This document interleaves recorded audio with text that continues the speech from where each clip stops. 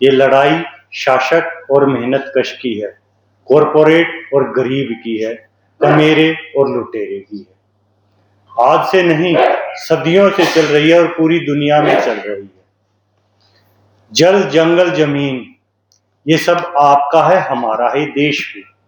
हवा, पानी, पेड़, कहीं किसी चीज को सरकारी बता के अलग अलग निकाल रहे हैं। बहुत ही भयावह स्थिति है इकोसिस्टम के लिए। मेरे भाई ने बताया 50% से ज्यादा फौज जंगलों में लगा रखे। किस चीज के लिए लगा रखे? इकोसिस्टम को बड़े अच्छे से समझ सकते हैं आप। राजस्थान के, महाराष्ट्र के कई गांवों में रिसर्च हुई है जो सूखे हो गए थे, जहां पानी नहीं था, वहां पेड़ लगाए गए और 20-30 साल बाद वो दोबारा हरे भरे हो गए। ये मैं नहीं कह रहा, रिसर्च कह रही है, आप चेक कर सकते हैं। महाराष्ट्र के कई गांवों में जल संकट था, जहां पानी की ट्रेनें अभी ये नहीं भेज पा रहे। और आज आप क्या कर रहे हैं? अकेली एग्री ऐसी चीज है, एग्रीकल्चर, जिसमें कल्चर शब्द जुड़ा हुआ है, जो हमारी जीवन शैली से है, हमारी पद्धति से है, खेती से। हवा, पानी, ये सभी को चाहिए। किससे आएगा? पानी किससे आएगा? पेड़ से आएगा, जंगल से आएगा, बारिश उसी से तो आएगी। प्रमाणित हो चुका है। और इनका इकोसिस्टम देखिए, अभी लाए थे, चीते लाए थे, सबको पता होगा। कितने जीवित, आप लोगों को नहीं पता होगा। क्यों बचेंगे वो? कैसे बचेंगे? हमारे इकोसिस्टम के ही नहीं है। हमारे इकोसिस्टम को खराब किया जा रहा है। किस लिए? सिर्फ 2 लोग बेच रहे हैं और 2 खरीद रहे हैं। ये तो एक कमेरे और लुटेरे की लड़ाई चौधरी छोटू राम ने लड़ी, उससे पहले राजा नाहर सिंह ने लड़ी, गुरु नानक जी ने लड़ी, सदियों से चल रही है। आज हमारी बारी है, हमें लड़नी है और आगे भी चलेगी। ऐसा नहीं, हमारी आने वाली नस्लें भी लड़ेंगी, क्योंकि ये तो कैप्चर करेंगे धन। सिर्फ धन चाहिए इनको, जीवन से नहीं चाहिए। ये लड़ाई जीवन और धनवान के बीच में है। हम आज यहां इसलिए बैठे, जीवन बच सके। हम अपने इकोसिस्टम के हिसाब से जीते हैं। आपने अपने घरों में सबने देखा होगा एक लाल रंग का कॉकरोच जो मरता नहीं है, वो हमारे इकोसिस्टम का नहीं है। वो अमेरिका से लगे हुए गेहूं में आया था, उन्होंने दे दिया, हमारे सिस्टम को ही खराब कर दिया। हमारी किसारी थी इकोसिस्टम में, उसे खा जाते हैं मिंडक विंडक। लेकिन नहीं, आज अमेरिकन ट्रेड डील पे क्या कर रहे हैं?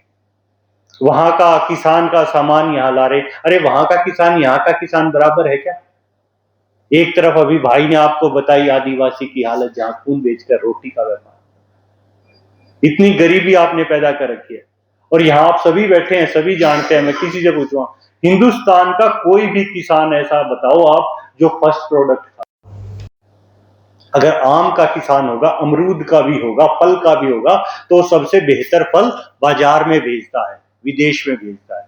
सेकंड क्लास का अपने पास रखता है। जो तोते के खाए हुए या वैसे रहते हैं, किसान उसको खाता है और अपने बच्चों को खिलाता है। ये इस देश की सच्चाई है। अभी आलू का सीजन है, आलू निकलता है तो बेहतरीन आलू को आगे भेजता है। जो आलू कट जाता है रोटोवेटर से या किसी चीज से निकालते हुए, तो उसे काट बोलते हैं। किसान के घर में उसकी सब्जी बनती है। और आप क्या बता रहे हैं हमें?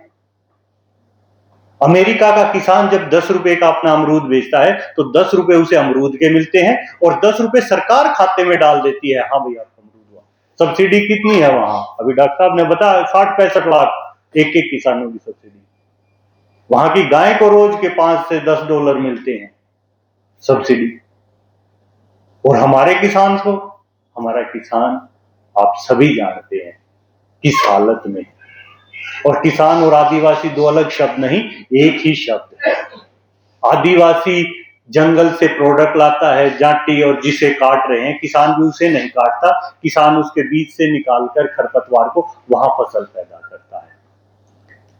आदिवासी जंगल से जो नेचुरल चीजें हैं वो लाता है। उसी का एक अगला रूप किसान है, जो थोड़ी सी जमीन को साफ करके वहां खेती करता है। अभी किस चीज का ये अरावली काट रहे हैं? अरावली खनन 100 मीटर कर दिया। अरावली खनन से क्या होगा?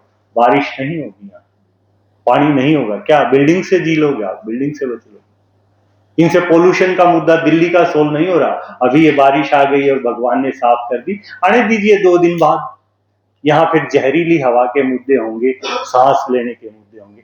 किसको वो सांस से दम घुट के मर रहे हैं? आम जनता।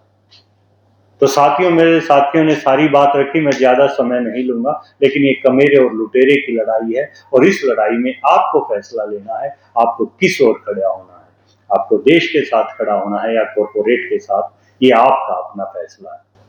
मगर ज्यादातर प्रैक्टिकली होता ये है कि आजकल जब ईवीएम के माध्यम से जब चुनाव होते हैं लोकतंत्र में, विधायक और सांसद जो है वो मशीन से चुने जाते हैं। ऐसे में जो कमजोर तबका है, निम्न तबका में जनजातीय आदिवासी समाज से आता हूं, तो आदिवासियों की आवाज स्वतंत्र तरीके से उठाने वाले लोग बहुत कम होते हैं। तो सरकारें जो है वो मशीन से बन रही हैं। ऐसे में मुझे लगता है कि आदिवासियों को और किसानों को अपनी लड़ाई को सदन के बाहर, विधानसभा और लोकसभा संसद के बाहर बहुत मजबूती के साथ में लड़ी जानी चाहिए, तो ही समस्याओं का समाधान हो सकता है। आदिवासी अपने पुराने जो संस्कृति है मूल, उसको आज भी बरकरार रख के चल रहा है। मगर आदिवासी जंगलों में रहते हुए खेती करने की पूरी कोशिश करता है। ये बिल्कुल सही है कि खेती कम है, उतना रकबा नहीं आदिवासियों के पास में, लेकिन खेती करने की कोशिशें हो रही हैं। आज जो दिल्ली के आसपास वाले स्टेट हैं, दिल्ली, आपका हरियाणा, पंजाब, राजस्थान, आधुनिक तरीके से बहुत अच्छे से खेती होती है, उसमें आदिवासी काफी पीछे हैं। आदिवासी जिंदा रहने के लिए संघर्ष कर रहा है, अपने जल, जंगल और जमीन उसको बचाने के लिए संघर्ष कर रहा है। और वहीं दूसरी ओर जो किसान है, बड़े स्तर पर खेती करता है, वो अपने जो उपज है उसके दाम के लिए संघर्ष करता है। मगर दोनों का मकसद जो है वो जमीन से जुड़ा हुआ है। मैडम पहले बोल के गई है, पीने का पानी और शरीर के अंदर लेने के लिए सांस, ऑक्सीजन जो है वो विशुद्ध रूप से आदिवासी इलाकों से ही आती है। आप कहीं मान लीजिए नदी बह करके जा रही है, तो उसका जुड़ाव जो है वो आदिवासी इलाकों से होगा, जंगलों से होगा। किसी डैम से अगर पानी आ रहा है तो उस डैम का ताल्लुक आदिवासी इलाकों से होगा। और वहीं जो बहुत बड़ी आबादी को अगर जिंदा रहने की कोई अगर उपलब्ध कराता है तो वो किसान है। तो जिंदा रहने के लिए पूरे देश को, पूरे समाज को अगर जिंदा रहने के लिए कोई काम कर रहा है तो आदिवासी और किसान। और आज किसान और आदिवासी सरकारों से लड़ रहा है। सरकार का ड्यूटी होता है कि कमजोर जो तबका है, संघर्ष करता है, उसके लिए काम करना, उसकी बेहतरी के लिए पॉलिसी बनाना, नियम बनाना, कानून बनाना। अब जब सरकारें जो है वो अपने पास ज्यादा मेजोरिटी में लोग इनके आने लगे, मशीनों से सरकारें बन रही, ऐसे में इन्हीं लोगों, आदिवासियों और किसानों के खिलाफ पॉलिसीज बन रही है। तो मेरा बस इतना ही कहना है आज के इस कॉन्फ्रेंस में कि हम लोग को जो है वो सदन के बाहर, विधानसभा और संसद के बाहर हमारी लड़ाई को बहुत मजबूत करना होगा। और आज जब ये शुरुआत हो रही है, अगर ये भविष्य में आदिवासी और किसान संगठित होकर के और इस साझा लड़ाई को अगर लंबे समय तक अच्छे तरीके से लड़ते हैं, संगठित तरीके से, निश्चित तौर पर परिणाम बहुत बेहतर होगा। आदिवासियों की अपनी समस्याओं का समाधान होगा, किसान भी बहुत प्रगति करेगा। आज सतीश दादा ने बताया है कि आदिवासियों को लगातार टारगेट किया जाता है, वैसे ही मार दिया जाता है, उनको कोई पूछता नहीं। क्योंकि आज आदिवासियों की जो लड़ाई है वो थोड़ी कमजोर पड़ जाती है। हम लीगल में देखें तो हम लोग सुप्रीम कोर्ट तक नहीं आ पाते हैं, हाई कोर्ट तक नहीं जा पाते हम लोग। आर्थिक रूप से अगर कहीं मैनेजमेंट या व्यवस्था करनी होती है तो आदिवासियों के पास में वित्त की व्यवस्था नहीं होती, पैसा नहीं होता है। तो कहीं ना कहीं आदिवासी जो है वो किसान से कमजोर पड़ता है।